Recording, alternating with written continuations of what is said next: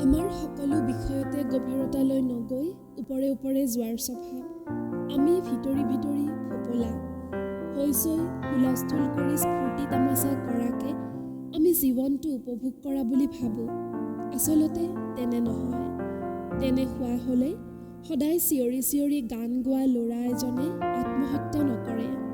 চিঞৰি বাখৰি স্ফূৰ্তি কৰি থকা ল'ৰা এজনে যদি আত্মহত্যা কৰে বা সমাজৰ ক্ষতি হ'ব পৰা অপৰাধ কৰে বা ক'ৰবাত লগৰীয়াৰ লগত মদ খাই যদি মাতলামি কৰি ফুৰে, তেতিয়া নিশ্চয়কৈ জানিবা ল'ৰাজনৰ মনটোত শূন্যতা আছে।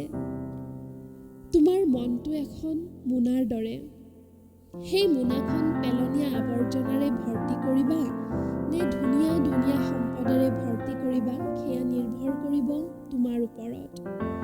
ভৱেন শইকীয়া ছাৰে কোৱাৰ দৰে তোমালোকে ফূৰ্তি কৰিবাই, দুষ্টালি কৰিবাই, কাজিয়া কৰিবাই, কিন্তু সেইবোৰৰ মাজতো সদায় এবাৰ ভাবিবা তুমি এদিন গুণী মানুহ হ'বই লাগিব।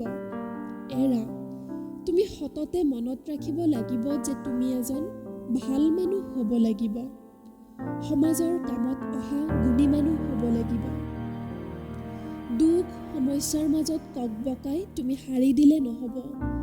ফুটবল খেলত গ'ল খাই হাৰি থকা দলৰ খেলুৱৈৰ দৰে তুমি জিকিবৰ বাবে যুঁজি যাব লাগিব আৰু যুঁজিব লাগিব এই নিয়মৰ মাজতে।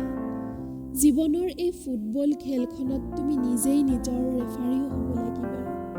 জীয়াই থাকিবলৈ মানুহ খেলুৱৈৰ দৰে হ'ব লাগে, একে সময়তে শিশুৰ দৰেও হ'ব লাগে।